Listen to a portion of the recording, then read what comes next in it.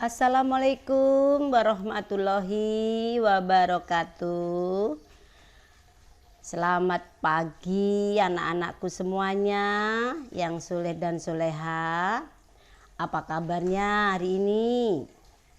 Baik, semoga kalian semua dalam keadaan sehat walafiat, dalam lindungan Allah Subhanahu wa Ta'ala. Baik anak-anak, hari ini hari Rabu tanggal 23 ya, tanggal 23 Maret 2021 ya. Kita berjumpa lagi dalam pembelajaran tematik, yaitu tematik tema 4G, indahnya keragaman di negeriku ya. Kita lanjutkan pembelajaran yang lama ya, kita lanjutkan sekarang pembelajaran 4, 5 dan 6 ya. Jadi hari ini kita belajar tematik tema 4G, yaitu indahnya keragaman di negeriku. Subtema 3 pembelajaran 4, 5 dan 6 ya. Nah, tapi sebelum kita mulai ya, kalian harus persiapkan dulu ya alat-alat tulisnya, ya buku tulisnya dan lain-lain ya. Kalian siapkan, kamu harus bisa ya meringkasnya, mencatat apa yang penting yang dijelaskan guru melalui pembelajaran jarak jauh ya. Anak-anak, kita mulai saja ya. Sebelum kita mulai, kalian harus berdoa kepada Tuhan Yang Maha Esa ya, menurut kepercayaan kalian masing-masing ya, agar kita semua diberikan anak kesehatan, diberikan kemudahan ya, diberikan rezeki ya. Kita harus selalu bersyukur kepada Tuhan Yang Maha Esa. Baik anak-anak, marilah kita mulai saja, yaitu pada pembelajaran keempat ya. Kita mulai pada halaman 95. Kalian bisa membuka buku cetak kamu ya, dimulai pada halaman 95. Oke, kita lanjut ya anak-anak ya. Ya, subtema 3 yaitu indahnya persatuan dan kesatuan negeriku ya, pada pembelajaran 4. Nah, kita bahas pembelajaran 4. Keluargaku melakukan kegiatan ekonomi dalam bidang perdagangan. Apa sih kegiatan ekonomi? Nah, kegiatan ekonomi itu apa? Itu jenis pekerjaan. Sering Bu Guru jelaskan ya anak-anak ya pada pembelajaran yang lalu. Nah, keragaman kondisi wilayah di Indonesia itu menyebabkan keragaman kegiatan ekonomi ya. Jadi kondisi wilayah kita itu menyebabkan keragaman, berbeda-beda. Kegiatan ekonomi kita berbeda-beda ya. Misalnya bidang kegiatan ekonomi dalam bidang pertambangan, industri, perdagangan, jasa. Ini termasuk jenis atau bidang kegiatan ekonomi ya. Pertambangan itu kegiatan ini banyak dilakukan oleh masyarakat yang tinggal di daerah tambang ya. Yang kedua yaitu industri, bidang kegiatan ekonomi industri. Nah, kegiatan yang dilakukan dalam industri berupa pengolahan bahan baku menjadi barang setengah jadi atau barang jadi ya. Jadi dari bahan yang belum dibuat ya, belum jadi, bahan baku namanya. Misalnya kalau lemari atau tempat tidur ya, bahan bakunya adalah kayu. Nah, ini termasuk kayu dibuat menjadi barang setengah jadi maupun barang jadi menjadi tempat tidur. Sebelum jadi misalnya belum dipelitur atau belum dihaluskan, itu baru setengah jadi. Nah, jadi kegiatan industri adalah kegiatan yang dilakukan dalam industri berupa pengolahan bahan baku menjadi barang setengah jadi atau barang jadi, ya. Lalu yang ketiga yaitu perdagangan. Nah, ini nggak asing lagi, ya. Jenis kegiatan ekonomi yang berdagang banyak, di kota ada, di desa ada, ya. Jadi perdagangan adalah kegiatan ini banyak dilakukan oleh masyarakat yang tinggal di pedesaan hingga perkotaan. Jadi di desa ada, di kota ada yang namanya dagang, ya, jual beli. Baik, yang keempat yaitu jasa, ya, bidang jasa. Kegiatan ini berupa pelayanan untuk memudahkan masyarakat dalam memenuhi kebutuhan. Nah, kebutuhan kita kan banyak ya anak-anak ya. Nah, jasa itu yaitu dokter, termasuk jasa guru, jasa tukang ojek, jasa, ya, salon, jasa, ya. Yang penting kegiatan ini berupa pelayanan untuk memudahkan masyarakat dalam memenuhi kebutuhannya. Oke ya, kita lanjutkan ya. Nah, menulis gagasan pokok. Nah, ini dari mulai kalian masuk ya anak-anak ya. Nah, dari mulai semester pertama nih. Menulis gagasan pokok dan informasi baru dari teks yang telah dibaca. Ini ada teks nih. Ada di buku halaman 9596 ya. Bali dalam pesona keragaman. Jadi bacaannya judulnya adalah Bali dalam pesona keragaman ya. Ada di dalam buku, kalian boleh baca ya. Nah, di Pulau Bali terletak di antara Pulau Jawa dan Pulau Lombok. Ini memiliki jumlah penduduk sekitar 4 juta jiwa. Mayoritas penduduk di Bali ini menganut agama Hindu. Ibu kota provinsi Bali adalah Denpasar ya. Bali juga disebut dengan sebutan Pulau Dewata atau Pulau Seribu Pura. Pura ya. Pura itu atau pura atau pura ya. Itu tempat ibadah ya. Orang-orang Bali banyakkan menganut agama Hindu. Maka tempat ibadahnya adalah pura. Bali juga memiliki beragam aktivitas ekonomi, misalnya sektor pariwisata, perikanan, pertanian, dan lain-lain ya, dan sebagainya. Nah, ini kegiatan ekonomi di Kota Bali ini karena banyak wisata-wisata ya yang datang ke Kota Bali. Ya. Nah, di situ banyak sektor pariwisata, penginapan atau orang banyak deh kegiatan pariwisata. Ya, ada juga dalam bidang perikanan, pertanian, dan lain-lain. Ya, kalian bisa baca di halaman 9596. Ya, kamu pahami. Ya, kamu nanti kalau sudah baca baru bisa menjawab pertanyaan-pertanyaan yang ada di halaman 97. Ya, apakah sebutan untuk Pulau Bali? Menurutmu apakah kelebihan Bali sehingga menjadi tujuan wisata dunia? Nah, baca dulu, nanti baru kamu tulis itu.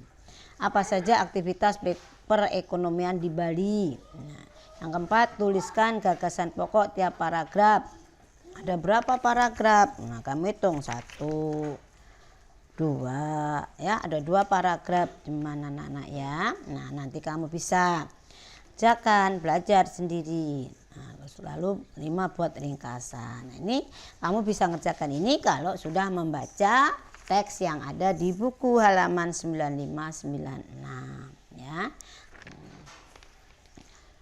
Banyak kan orang-orang anak-anak sebagai pemandu wisata ya, penjual anak-anak cenderamata ya. Nah, di Bali itu kebanyakan pantai ya anak-anak ya, pantai, maka banyak orang ya tadi perikanan.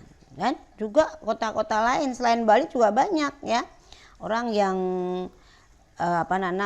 keragaman ekonominya di daerah pantai. Banyak kan apa? Ya, sebagai tempat wisata ya sebagai perikanan itu nelayan ya. Pantai-pantai di Indonesia itu banyak, bukan hanya di Bali ya. Nih, di Provinsi Banten itu ada Pantai Cerita, Pantai Anyer, dan Tanjung Lesung ya. Mungkin kalian sudah pernah wisata ke sana ya. Di Provinsi Lampung ya, kamu bisa lihat halaman 97. Di Provinsi Lampung itu juga ada namanya Pantai Pasir Putih ya. Lalu di Provinsi Jawa Barat, nah di situ juga ada Pantai Pangandaran dan juga Pelabuhan Ratu ya. Sering atau pernah lah kita ke sana.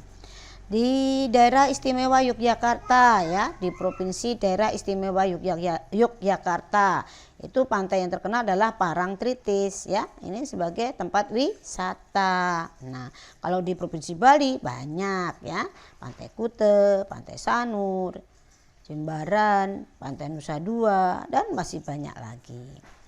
Di Provinsi Nusa Tenggara Barat NTB ya, itu ada Pantai Sira dan Pantai Sanggigi, dan banyak lagi tempat-tempat yang lainnya ya. Kalian bisa baca, cari-cari ya. Oke, kita lanjutkan ya anak-anak ya. Nah, pantai merupakan tempat yang dapat dijadikan kegiatan ekonomi ya. Kegiatan ekonominya antara lain apa? Itu bisa penyewaan banana boat. Nah ini ya, ini disewa, nggak dibeli, sewa per jam berapa. Ini di Bali banyak, dan juga di pantai-pantai lainnya ya. Silakan kalau ada waktu ngajak mama, ngajak papa jalan-jalan ya. Tidak ke Bali ya, pantai yang deket. Paling deket mana anak-anak? Pantai Ancol ya. Nah ini juga kegiatan ekonomi ya, berdagang. Ini sebagai pedagang. Biasanya kalau di pantai dagangnya apa? Ya cenderamata ya, cenderamata. Tentang pantai ini, kerang, tas ya, banyak sekali.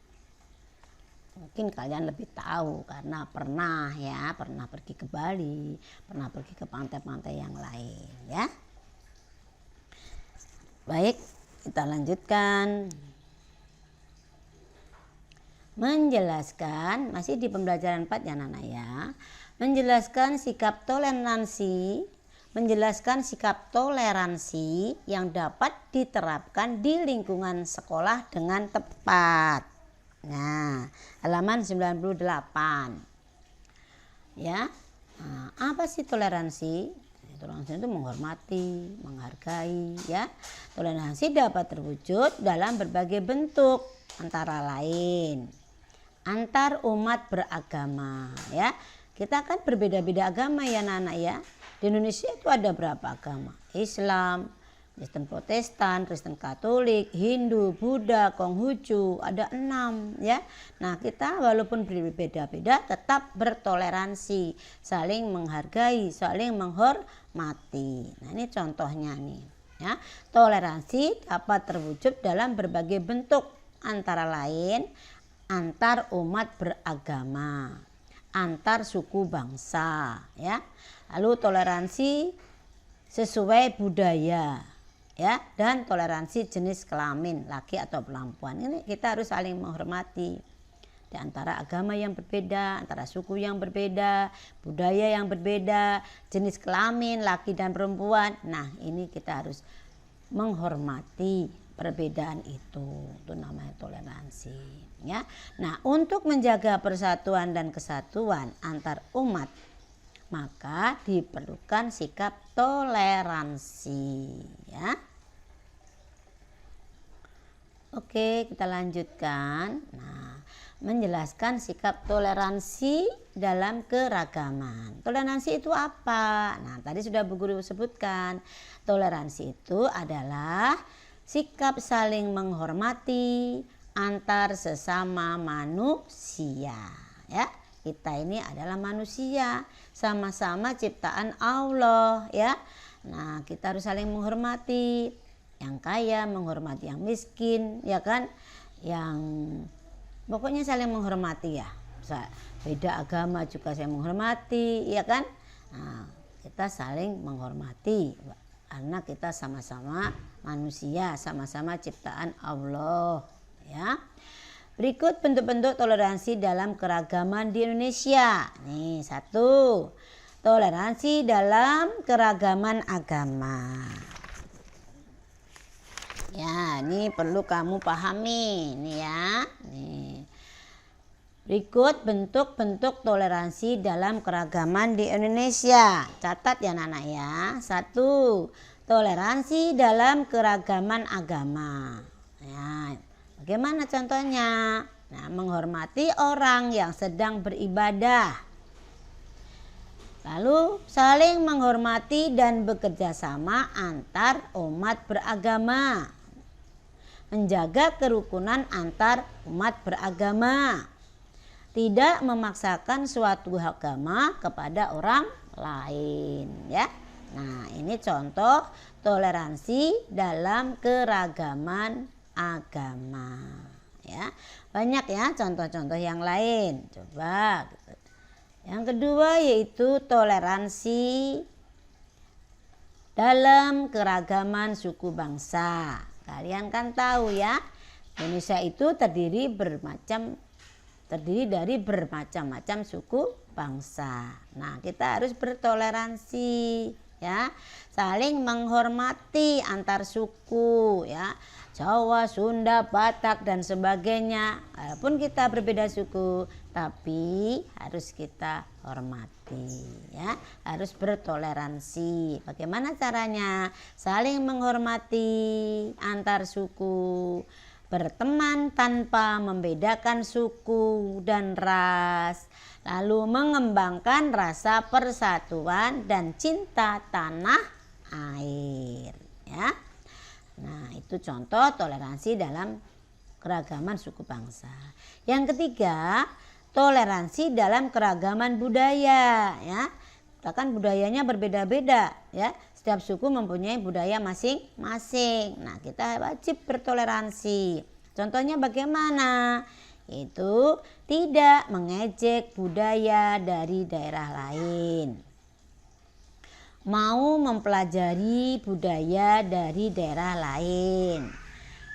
Lalu bangga terhadap budaya sendiri. Lalu melestarikan budaya daerah agar tetap lestari. Ya. Nah, itu contoh toleransi dalam keragaman budaya. Oke, kita lanjutkan. Kalimat ajakan ya, kalimat ajakan yang termasuk kalimat ajakan itu apa ya? Biasanya di dalam kalimat ini sering menggunakan kata mari, marilah, atau ada lagi ayo, ayolah, ini kan ajakan ya. Kata-kata ajakan itu ini, mari, marilah, ayo, ayolah ya. Nah, itu kata ajakan. Kalau kalimat ajakan adalah, perhatikan ya, boleh nanti dicatat. Kalimat ajakan adalah sebuah atau suatu kalimat yang menyatakan suatu ajakan kepada seseorang yang diajak bicara untuk melakukan sesuatu bersama-sama. Nah, ini berupa kalimat ya. Kalimat kan kalian tahu, kalimat adalah rangkaian kata-kata yang mengandung arti. Nah, kalau kalimat ajakan berarti kalimat itu mengandung ajakan ya, menyatakan suatu ajakan kepada orang ya yang diajak bicara untuk melakukan suatu yang bersama-sama. Nah, tentunya kalimat ajakan adalah ya, tujuan kalimat ajakan adalah untuk mengajak seseorang melakukan sesuatu yang berdampak positif, berdampak baik ya. Positif itu baik ya, ngajak yang kebaikan, jangan mau kalau diajak yang tidak baik ya. Diajak orang ke dampaknya yang positif, dampaknya yang untuk kebaikan ya, jangan kejelekan. Kejelekan ini bahaya ya. Jadi tujuan kalimat ajakan adalah untuk mengajak seseorang melakukan sesuatu hal yang berdampak positif. Ya. Contoh kalimat ajakan. Nih contohnya. Marilah, nah ini kata ajakannya. Marilah kita menjaga kebersihan lingkungan, mulai dari lingkungan rumah, lingkungan sekolah, maupun lingkungan masyarakat. Nah ini kalimat ini adalah kalimat ajakan karena mengandung kata-kata ajakan, yaitu marilah. Nah ini berbuat baik, ya, menjaga kebersihan lingkungan rumah, lingkungan sekolah, lingkungan masyarakat. Baik atau tidak? Positif atau negatif? Positif, ya. Rumah kita nanti menjadi rumah yang sehat, sekolah kita menjadi sekolah sehat, lingkungan kita menjadi lingkungan yang sehat, ya. Nah, ini harus mau kita diajak seperti itu. Ada lagi contohnya. Ayo budayakan antri. Mana kata ajakannya? Nih, ayo. Ya, budayakan antri. Jadi kita di mana-mana antri, ya, jangan duluin itu nggak bagus. Ayo kita jaga kebersihan. Mana kata ajakannya ayo, ya, itu contohnya, ya, Nana, ya. Lanjut. Oke, kita sampai ke pembelajaran 5, ya, subtema 3. Pembelajaran 5, subtema 3. Kita mulai pada halaman 102. Baik. Nah, ya. Nih, setiap daerah memiliki kerajinan tangan yang unik. Setiap suku, setiap daerah, ya. Salah satunya ini di Riau, ya. Ini Riau nih kerajinan ini. Riau memiliki kerajinan tekad yang dibuat dengan cara merekatkan atau menyulam benang emas di sebuah bidang kain yang bermotif. Nah, ini namanya kerajinan tekad Riau, ya anak-anak, ya. Lanjut. Ya. Dan juga masih banyak kerajinan-kerajinan yang lain selain Riau. Baik. Membuat karya seni dengan teknik montase dan kolase. Kita ulang lagi anak-anak, montase, kolase, ya. Kerajinan dengan sistem menempel. Nah, ini apa nih kira-kira? Ini montase, ini kolase, ya. Hampir sama tapi ada perbedaannya, ya. Bedanya bahannya, ya. Kalau persamaannya sama-sama menempel, ya. Nah, kamu harus ingat. Masih ingatkah kamu tentang perbedaan keduanya? Tentunya ingat, ya anak-anak, ya. Kalau montase dihasilkan melalui proses penempelan gambar-gambar yang sudah jadi dari majalah atau sumber lainnya. Misalnya pohon. Nah, kamu cari di majalah atau di mana, di buku-buku, kamu gunting, ya, baru ditempel. Matahari juga gitu, hewan juga gitu, cari gambar hewan, lalu ditempel. Lalu ini rumputnya juga, ini namanya montase, ya. Jadi montase dihasilkan melalui proses penempelan gambar-gambar yang sudah jadi dari majalah atau sumber lain. Beda dengan kolase, ya. Ini kolase bahannya kita cari, ya. Nah, jadi kolase dihasilkan dari penempelan benda-benda, sama menempel, ya. Persamaannya sama-sama menempel. Nah, tapi bahannya menempel benda-benda seperti kayu, kancing baju, daun kering atau kertas, ya. Ini namanya kolase. Montase, kolase, ya. Persamaannya sama-sama menempel, perbedaannya dari bahannya. Oke, situ sudah jelas. Kembali lagi ke toleransi. Menjelaskan sikap toleransi dalam kehidupan sehari-hari. Nah, dalam pembelajaran 5 kita ulang lagi. Salah satu contoh toleransi atas keragaman suku bangsa adalah dengan turut melestarikan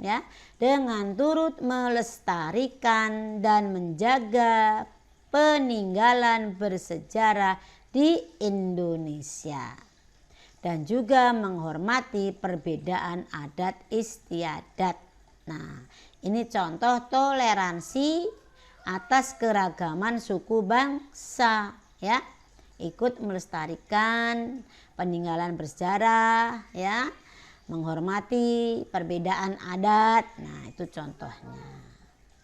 Lalu sikap toleransi haruslah dikembangkan dan dilakukan tidak saja di lingkungan rumah atau di tempat tinggal kita, namun juga di saat kita sekolah, ya.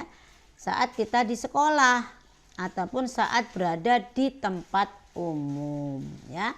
Nah, inilah sikap toleransi dalam kehidupan sehari-hari, baik di lingkungan sekolah, di lingkungan rumah, atau di lingkungan masyarakat, ya. Lanjut. Nah, sampai ke pembelajaran 6. Ya, kalian baca lagi di rumah ya anak-anak ya,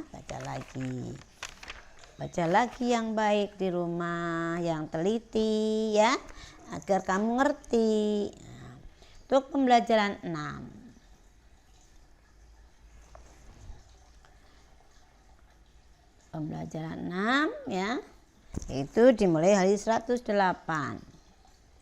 Baik, sebagai generasi muda, ya, kalian semua generasi muda penerus bangsa, ya, penting bagi kita untuk menjaga kelestarian budaya bangsa tanpa melihat perbedaan yang ada, ya. Kalian semua itu adalah penerus bangsa, ya, yang mengisi negara Indonesia adalah kalian semua. Terletak di tangan kamu, maju mundurnya negara kita tercinta Indonesia ini ada di tangan kalian semua. Kalau kalian menjadi penerus bangsa yang cerdas, yang pandai, insya Allah negara kita pasti akan maju, ya. Nah, untuk itu kalian saat ini harus belajar yang rajin, ya. Belajar itu di mana saja, kapan saja, ya. Jangan nunggu disuruh mama, ya. Belajar terus menerus agar kalian nanti bisa mengisi negara tercinta ini dengan sebaik-baiknya, ya. Jadi kalian sebagai generasi muda penerus bangsa, penting bagi kita untuk menjaga kelestarian budaya bangsa tanpa melihat perbedaan yang ada, ya. Beda segalanya, agama, suku, adat, ya, dan lain-lain. Lalu dengan menunjukkan sikap toleransi, persatuan dan kesatuan bangsa pasti tetap terjaga, ya. Nah, syaratnya kita harus menghormati dan menghargainya walaupun berbeda-beda, ya. Ingat semboyan negara kita, Bhinneka Tunggal Ika, ya.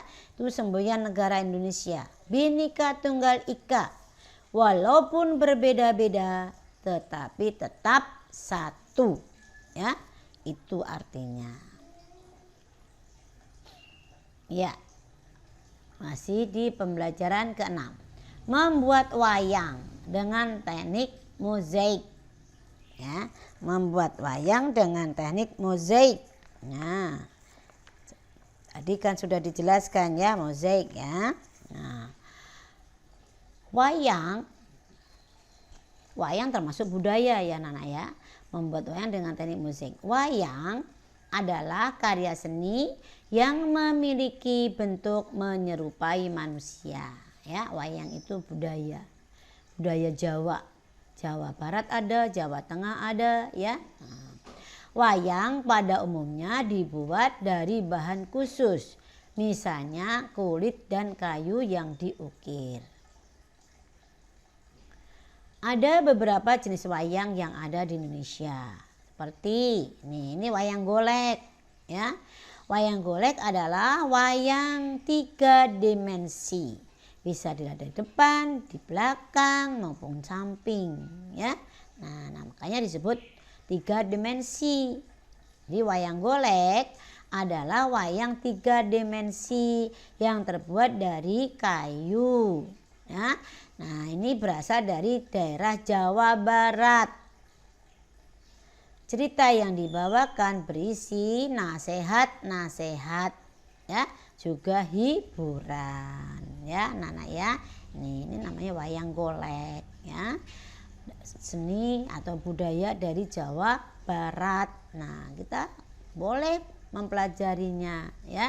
Kita harus bangga mempunyai wayang golek ya, walaupun kita bukan orang Jawa Barat ya. Harus bertoleransi. Oke, kita lanjutkan. Nah, masih wayang, membuat wayang ya. Membuat wayang dengan teknik mozaik. Nah, ini wayang ini bukan Jawa Barat tapi Jawa Tengah. Wayang kulit namanya ya. Wayang kulit dibuat dari bahan kulit kerbau ya, yang sudah diproses menjadi lembaran. Nah, ini juga mozaik. Banyak jenis wayang kulit di Indonesia ya, antara lain wayang kulit cengkok ya, dan wayang kulit gagrak, ini dari Surakarta, Solo ya, Jawa Tengah. Nah, ini juga budaya kita ya, budaya dari Jawa Tengah juga merupakan kekayaan kita ya. Walaupun kita bukan orang Jawa misalnya, kamu harus menyayanginya, menghargainya, bahkan boleh mempelajarinya ya, kalau kamu cinta dengan budaya Indonesia. Baik ya. Oke, itulah penjelasan Bu Suci pada hari ini ya, tentang tema 4G ya kan. Pembelajaran subtema 3, pembelajaran 4, 5, dan 6. Semoga kalian semua memahaminya dan bermanfaat untuk kalian semua. Jangan lupa baca lagi di rumah. Terima kasih. Assalamualaikum warahmatullahi wabarakatuh.